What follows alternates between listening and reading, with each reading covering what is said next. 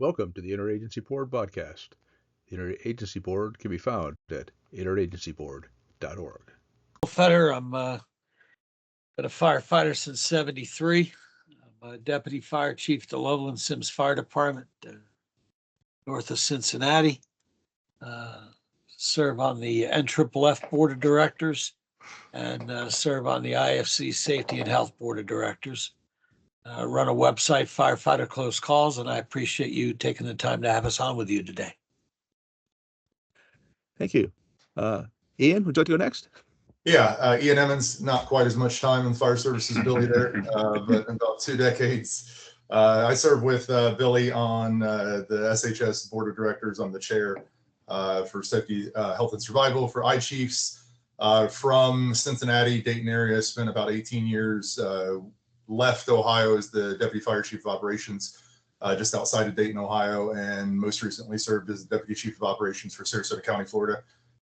Sat on several technical committees through NFPA, most notably for health and safety, 1580. So helped develop 1585, the control all of the medical related physical fitness, technical competencies through NFPA, and just appreciate having us on. Thank you. And Dan. Yeah, my name is Danny Kistner, and I'm retired from the fire service. Spent 40 years in Texas. The last 14 years of my career as fire chief. Been involved with the National Fallen Firefighters Foundation since the inception of the Everyone Goes Home program, kind of off and on. Currently, I'm the director of fire service programs for the InterAgency and a past board member for the Safety, Health, and Survival section. Well, welcome all, and thank you for taking time to join us. I'll start right out. What are the leading causes of injury and death in the fire service today? Well, the number one way we, is there an order or just go? Just go. Okay, yeah. So number one is cancer, as far as the way we get sick or lose our lives. Number two is cardiac heart attack. And number three is getting struck by. Currently, that's our stats. And then they drop way down into traumatic activities on the fire ground and things like that. Danny, you're probably a little closer to some of those stats.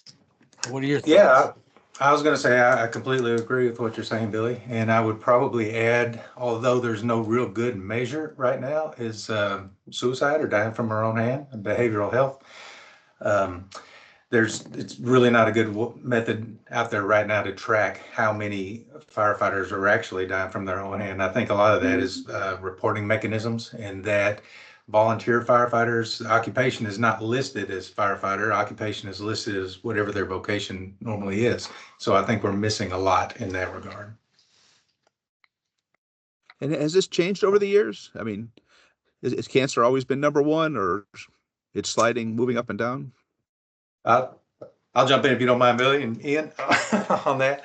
Is I think what has always been said is we're not inventing new ways to kill firefighters. So I think firefighter fatality is pretty consistent. I think what has changed is our understanding and our knowledge about it. Firefighter cancer has been around for a long time. As a matter of fact, the correlation was first explored somewhere around 1959. I don't think it was credibly linked till the 1980s, and I may be getting my dates a little off here and there, but cancer has been around. As a young firefighter coming into the fire service, the first thing my chief said to me during my hiring interview was, "You'll live 10 years less than the general population," and that is because of cancer and stress. That was 1983. Yeah, and I think the other confounding part is and Chief Kistner had already touched on it, but tracking, right? Like that's the underlying source is we don't know what we don't know, and it all comes back to reporting. A lot of times it's self-reported, and whenever we self-report things, we inevitably miss things. So I think the unfortunate fact, whether you're talking about any of the health and wellness related bucket, right? Like struck bys and fireground traumatic, like the reporting piece there is a lot more accurate. But anytime you go into cancer, anytime you go into heart attacks, anytime you go into suicide, mental health related, heart, like any of those, it's really incumbent on the self-reporting measure. And anytime you self-report, you're not going to get 100% compliance. So I think the unfortunate fact is the numbers are probably even much higher than what we even can gather right now. You know, we have this baseline, but if we had more accuracy and more compliance in reporting, whether it's suicide or whether it's heart attack or stroke or diabetic related, the numbers would unfortunately probably be a lot higher than what we actually realize them to be right now. Okay. So do you see that the historical record is not accurate? Maybe accurate. There's gaps in it. I mean, I don't know how it could be accurate. I mean, as it relates to, again, even like the fireground related and struck bys, I think even that is probably inaccurate. And, you know, what is it? Some 30,000 fire departments in any given year, give or take a couple hundred.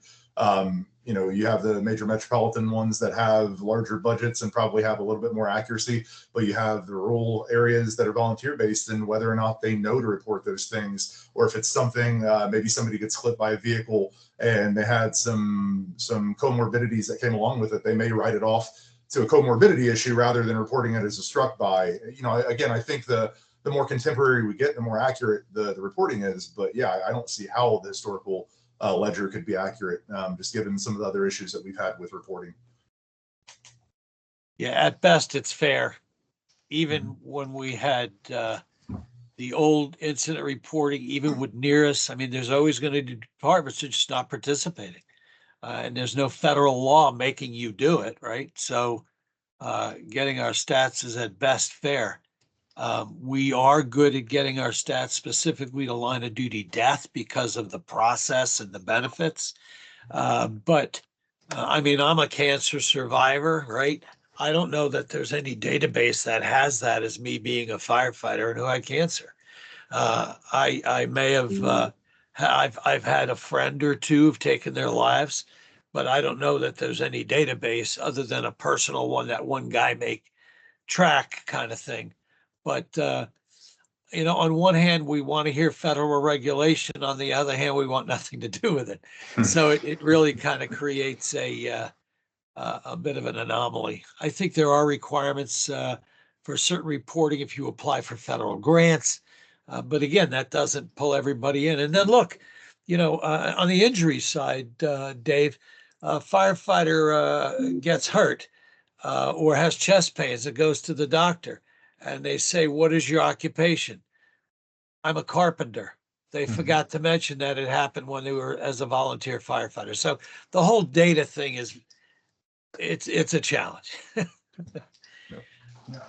Well, tying back to the data, what injuries should be reported and how should they be reported? Same thing with line of duty deaths. What qualifies as a line of duty death and line of duty injury?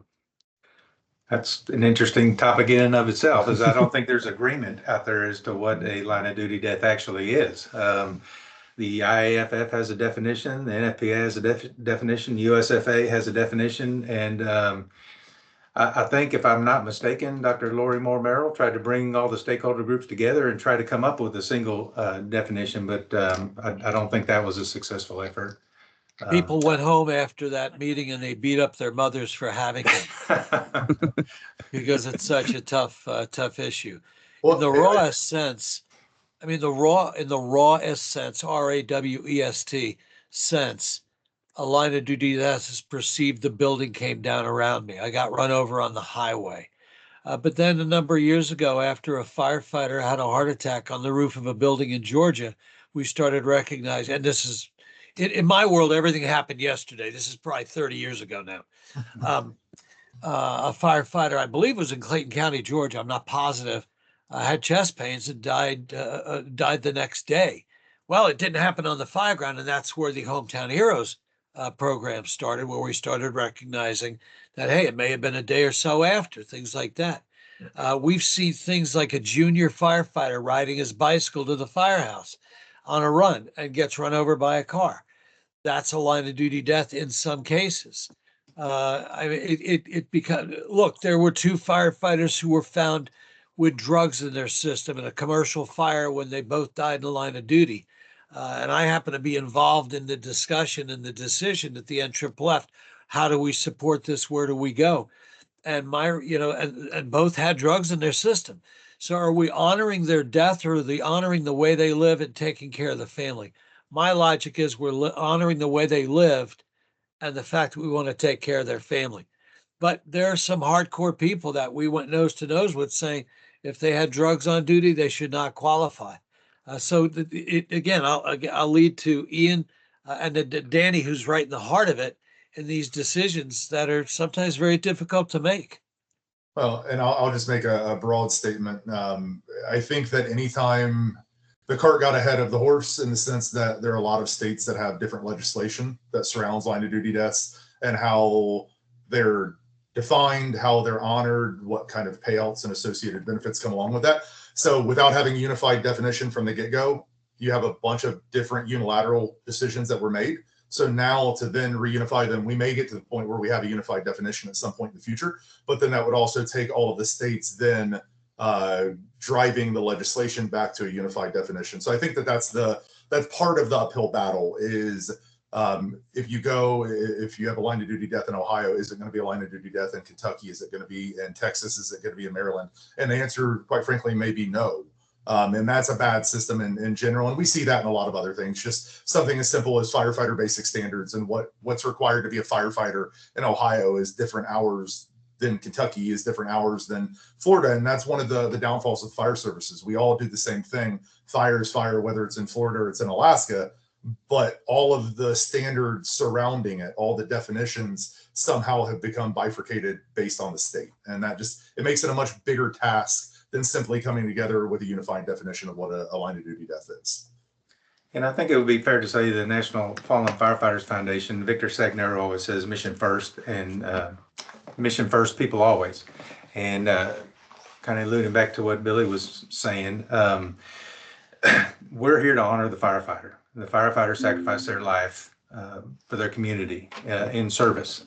And that's what we're here for. Mission to honor the firefighter, provide support for their family and their organization for as long as they need it, and to work to reduce preventable line of duty death.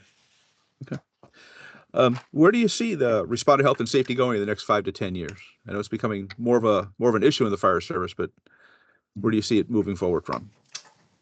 I see moving is science and technology based.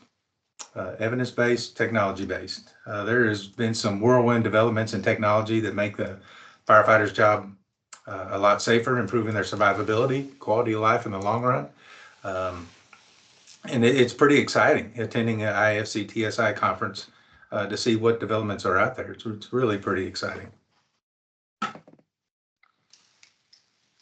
Yeah, I would agree. I think research and development's been a huge piece. And when you look at FSRI, and UL and some of the studies that are getting published, and there are more universities that are getting involved, whether it's from the fire engineering standpoint or fire investigations or simply fire protection systems, like things of that nature. I think there's more effort going into understanding what it is that the fire service does. And not only that, and again, we've kind of already identified it in terms of we have an uphill battle as it relates to all the things that are trying to kill us. But the more we understand about what's trying to kill us, and the more we understand about the composition of a firefighter, whether that is developmental psychology and what drives us into the job, or what keeps us here, tradition and culture and whatnot, the more we understand about that, and the more these research and development bodies understand that, and they can tailor their research. Again, they're doing incredible things as it relates to the technology, the SCBAs, the PPE that we're wearing, the way we water map, all of those things that are on the fire ground. But I think as they continue to drive home some of the cancer prevention efforts, mental health efforts, all of those things, those are going to work hand in hand to help us get to where we're trying to go. About, am I muted? No, you're not. good. You're good. Oh, okay. About 20 years ago, Dennis O'Neill and I had a conversation. He was talking to a number of folks around the country, and he said if there was one course we could have to solve one specific problem, would it be? And my instant answer was the company officer. So let's go back to that now. Of course, they do have a company officer training program at the National Fire Academy now, Yep. And it's awesome. And everything we've talked about so far in the last 20 minutes in our discussion we can go back and look at the company officer as either an educator, a preventer, or an enforcer. And if it's the cancer issue, what are we doing to minimize that at my company level? Forget about the whole department, because a lot of times you get all worked up about the whole department. Forget that. What are you doing on your shift with your crew? Are we masking up properly? Are we deconning, cleaning up? Are we eating right? All that kind of stuff. Are we stopping at red lights and not driving like morons? Are we, I mean, it's simple stuff.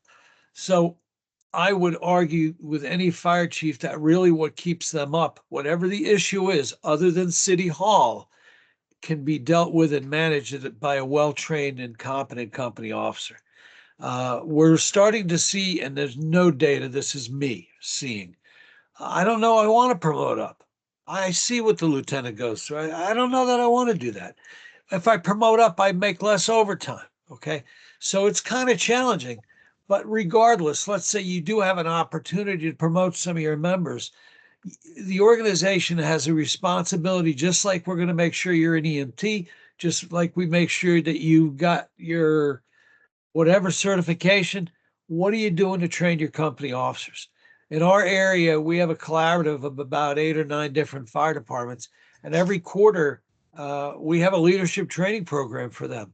And you go through this program, and after that, you go to the Ohio Fire Academy for a couple of years, in time, and you go to the Ohio Fire Executive Program, and then you may go to. It's nonstop, and I plead with fire chiefs that you gotta invest in your company officers, and that doesn't mean they take a civil service test and then they get promoted. It means they take a test, and now we start educating them, and even before they take the test. But if you want to solve your problems, chief, most of the shit that's bothering you, I almost always will challenge you and win every time. We can deal with that at the company officer level, but you got to invest in those people. Big deal. Thank you. So besides investing in the company officers, what other actions could communities and departments be taking to reduce the risk to their responders?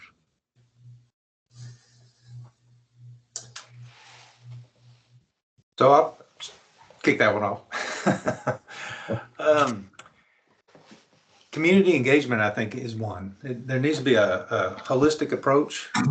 The community needs to be a participant in mitigation efforts, in prevention efforts, and even in determining response, what the response is going to look like.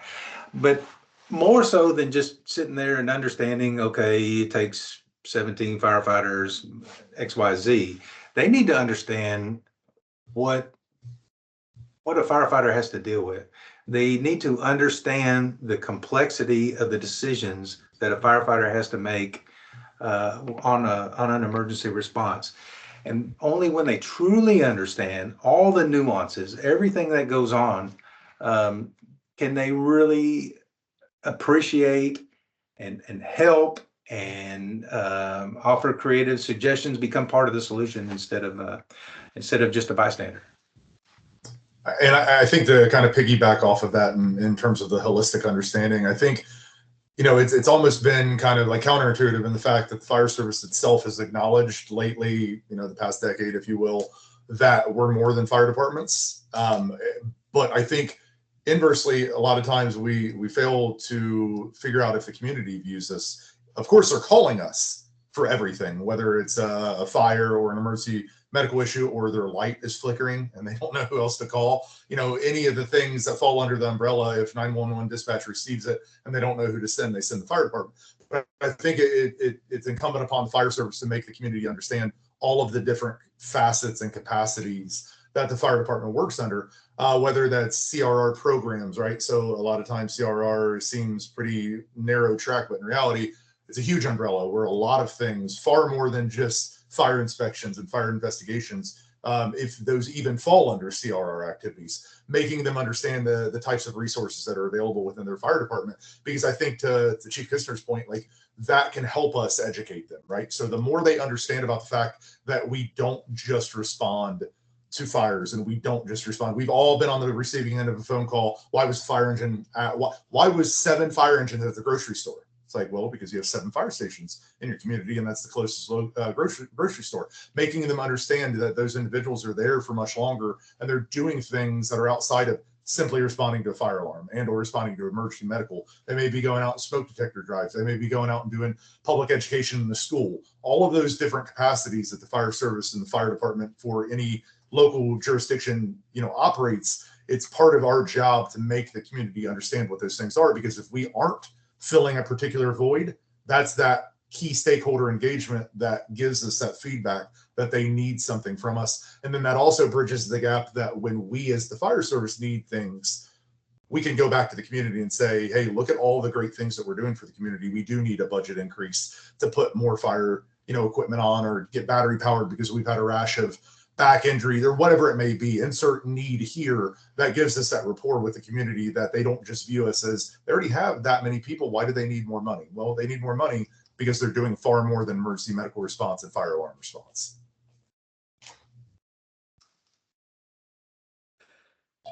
And do you see any new and emerging threats that are coming out? Looking at your crystal ball, or do you anticipate firefighters being injured and dying the same way 5 years from now, or is there going to be something new that's going to be showing up? Are you new and emerging threats just health and safety related, or in general with the fire service? Either one. I think attrition. I think it's continuing to recruit good people who are here for the right reason. Mission first, people always. There's been a distinct lack of numbers over the past couple of years. I remember back in the mid 2000s showing up for a city of Hamilton or Cincinnati test where they were hiring 6 people and there were 3,000 people there, right? Not everybody showed up to that test with the best intentions or the right intentions, but in general, you have that many people, you're bound to get really, really good applicants who are there for the mission. They're there to serve and help.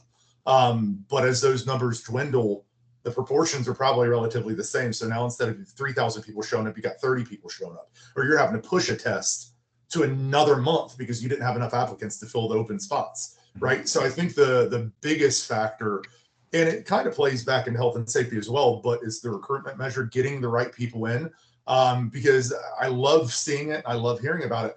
There are more people that are getting pushed into the trades, but unfortunately that's not necessarily coming to fruition for the fire service. There are more plumbers, there are more electricians, there are more HVAC people because people are seeing the value in the trades, but our numbers still have not risen. We're still dealing with the same stuff that we've been dealing with since 2015, 2016 with recruitment, where especially in those areas like Ohio, where in order to be a full-time firefighter, you have to be a paramedic and a firefighter to begin with, right? So you're even reducing your recruitment measures that much further by requiring those certifications on the front end, but the budgets can't support sending them on the back end. So you're kind of stuck with what you have. But I think the biggest threat, and it's not emerging, the biggest sustained threat to the fire service is enough good people to fill the spots that are currently vacant and are going to be vacated through attrition with things like drop programs and whatnot. But as we continue to do more, we can't do it with less all the time. They're going to have to expand numbers. We're going to have more people on fire engines. We're going to have to open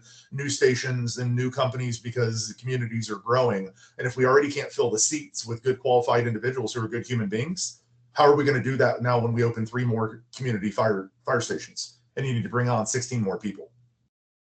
And let's look at the other side, another crisis that we're dealing with nationwide. And I'm not talking about the frontier, very extreme rural volunteer fire departments, where they certainly do provide an essential service, but they're, maybe going to 10, 15 calls a year. I'm talking about urban and suburban volunteer fire departments that many are failing miserably. The staffing is setting their tones off numerous times, blowing the whistle, hitting the pagers is a common event. Unheard of 10 or even 15, certainly 20, 30 years ago. And what's happened is in many areas, some collect taxes and they need to rearrange their money to make sure that money is being spent to hire people. That's my opinion. You got to hire people. It just coming from home anymore is not going to work. Just not how it is. And either pay them a stipend to be in a duty crew or volunteer to be in a duty crew. But also many of these communities are screaming about their taxes and have never yet paid a fire tax in their lives. police is a charge, sanitation's a charge, parks are a charge. But all these years, the Mapleville Volunteer Fire Company has responded to the call and for the most part done an amazingly well job. Well, as training requirements have changed, as fires have changed, okay, just lithium ion batteries for an example, more auto accidents, more responses, more hazmat. It's and people from an economic standpoint not having free time, many having to work 2 jobs or 3 jobs, people do not have time to volunteer. And if they did just to make the calls, they still got to make training and other things like that. So if you're in a volunteer department and you're still doing fundraising, you're destined to fail if that's a requirement of your membership. If you're not working on collecting tax dollars, you're destined to fail. And if you're not looking at some sort of at least a quick response unit with 4 or 5 firefighters to get out the door immediately, you're destined to fail. And I'm not making this up. Turn on any scanner anywhere and you're hearing it. Just this morning, I was listening to a working fire in a volunteer area, and it took a 3rd alarm to get what would normally be a 1st alarm assignment just to get enough people there. And the fact that you're not available or you're at work just doesn't matter anymore. We're going to have to change our model. If we truly, all levels of the fire service, career volunteer and everything in between, were found to take care of our neighbors and our communities, then we cannot make that model meet our own personal needs. We've got to make that model meet the needs of the people in the community. And we just aren't always comfortable with that. And I understand that. But, you join the volunteer fire department, you're glad to go when the pager goes off. And now we're going to tell you we want you to stay 1 night a week at the firehouse. You need to decide what's best for the community. And if that's what's best, that's what we're going to do. And if no one's willing to do that, then we're going to have to raise taxes and hire people. It really is that simple. Well, and just to piggyback off that, the negative feedback loop, who in turn is going to want all of the things that Billy just said, but now tack on the things that Chief Kishner had been talking about with cancer and suicide probabilities and cardiac issues and potentials for strokes and potentials for getting hit by on the roadway. So now you're asking those individuals to do it potentially for free by volunteering and or for a very de minimis amount through a stipend program. It's not a good value proposition anymore. I think we've relied on people's goodwill and altruism for a long time, and that's gotten us to where we are. But there are still fantastic people out there that want to find a way to help. They're just going to find a different way to help because the risk is too high in fire service, especially for the de minimis amount that they're going to get out of it. Yeah, Dave, I made a couple of notes so that I wouldn't forget to mention anything. But after I reviewed it, I'm thinking, well, these aren't new. These are continuing problems. And again, to kind of focus back on one of the initial questions that you asked, we just know more about it now. For example, carbon monoxide and carbon monoxide exposure. Chronic exposure to low levels of carbon monoxide have been linked with cognitive decline later in life, even with possible Parkinson-like symptoms later in life. And we're talking doses between 5 and 9 parts per million. A lot of firefighters are taught you can take your SCBA off at 35 parts per million. And even though it's less acceptable now, they did that for decades prior to right.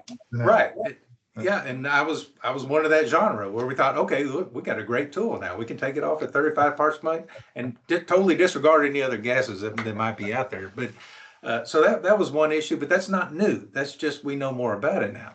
And the other is the WUI, the expanding wildland-urban interface, and the risks of risk may be the wrong word, but the collision of wildfire firefighters responding with structural firefighters into the WUI when we have differences in language, differences of equipment, don't necessarily train together. What means one thing to one organization may mean something totally different to another organization, and communication could get crossed. But the one I really want to highlight is how certain parts of fire and building codes are being legislated out. And I think one of the most recent ones were the single staircase in structures. But some states are even regulating out the ability for home rule cities to create their own residential sprinkler ordinance. And that has got, we have to correct that. So those are some of the things that I wanted to get out. I don't think they're new, they're existing problems, but they need to be addressed nonetheless. You know, one of the things that I saw recently occur, and whether it's sprinklers and look, I got jammed up by complaints from the home builders, we'll just call it that without putting their official name out there, for slamming them for spending millions that they do to fight sprinklers, right? And it's ridiculous. But we also, and people will say it that uh, you're taking advantage of a bad situation. We need to do that, okay? Ed Kelly, General President of the IFF, a couple months ago, had a fire in Fall River, Massachusetts, I believe is where it was. And the firefighters were faced with tons of tasks, almost impossible tasks of people trapped. The next day, Ed and his staff and the locals were all over the news saying this staffing is unacceptable. We've got to have systems in place, and we need to do that. You know, and as difficult as it is, when a fire chief has a fatality in a house and there were no smoke alarms, we need to identify that. When a fire chief has a loss of a family in a house, and we're not being ghoulish, we're being realistic.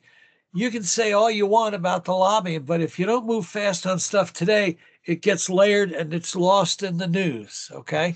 And so if when a fire chief has an event and God forbid there's a loss, we need to, what's the word I'm looking for? We need to take advantage of that Leverage so it. it doesn't happen Yeah. again. Yeah. So your thoughts? I mean, that's my feeling. You gotta. John, it's Yeah. very relational too. That if we had residential sprinklers, for example, that could help address the lack of firefighters or the lack of or the attrition of firefighters, and maybe work towards that end too. I remember way back in the early '90s that used to be a give and take, that you could space fire stations further apart or have a reduced number of staffing, still get adequate credit if there was a residential fire sprinkler ordinance in place. And it seems like we've kind of moved away from that. But it's all, I think sometimes we forget that it's all relational. It's all, you can't separate it. So.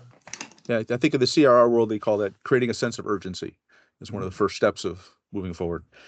Yeah. So kind of one of the next to last question here. If you could wave a magic wand and get the responders to do one thing to improve their health and safety, what would it be? Just one? There's a lot, but just one. Wear your SCBA. And I would just say, take care of yourself. I know that I don't mean to oversimplify that, but and Chief Kushner was just talking about the relational aspect of everything we do. If you look, get rid of the fireground related stuff, but not all of it, right? But anything health and wellness related, from cancer is directly related to nutrition. It's related to sleep. It's related to cortisol release. Cardiac issues are related to sleep. They're related to nutrition. They're related to physical fitness. Physical fitness, if you have cardiac issues, if you had a stroke, if you've been diabetic, like those impede your ability. Like all of this stuff is interconnected, and you can't just say, oh, you need to work out more, or, oh, you need to eat better, and think that one facet is going to correct the problem. It's just taking care of yourself in general. It's not being perfect. It's not trying to pursue a body that you can go compete with per se. It's about taking care of yourself holistically and doing it for more than just yourself. You do it for your family at home. You do it for your family at the firehouse. You do it for the families that you're going into the house to save. Again, not to oversimplify it, I just would rather see the firefighters take care of themselves while they're on duty and off duty. I know plenty of firefighters that only work out when they're at the firehouse once every third day, which in some cases can be enough. But in reality, when you go home and you're eating really poorly and you're not sleeping at all, and I get it, I have 3 little kids. Sleep is at a premium. It's difficult. There are a lot of times that whatever they've left on their plate is what I eat for dinner if I can get to it before my wife gets to it. So like I get how hard it is, but at the same time, investing in yourself, because unfortunately, and this has been one of my talking points for a long time to our newer firefighters, is the reason why our pension in Ohio and probably in Florida as well is solvent is not because we pay so much into it. It's because we all die very shortly after we retire, and they rake it all back into the pension system, and it sustains it for more and more years because we don't live in such a way to retire. We live to get by to the next day. And again, I drink 500 milligrams of caffeine a day. I'm the pot calling the kettle black in that regard, but the energy drinks, the pre-workouts, the caffeine, like everything we're doing is taking us a step back. And so again, I just kind of reiterate, and again, I understand the simplicity behind it, but just investing in themselves and just taking care of themselves. If I could do anything to change what that looks like for the future, it would just be having that be a point of emphasis from the moment that they get into the fire service. Not after they've had a cardiac event, or not after they fail the PAT, or not after they can't get through the CPAT. Just emphasize that from the moment that they get into the fire service. So I'm going to respond to that with my magic wand, is what I said earlier. Allow me to create that perfect company officer, and I'll solve all your other problems. Well, gentlemen, thank you for your time. And that'll conclude our show for this time. Thank Thanks you. for having us. Thank Yeah. you.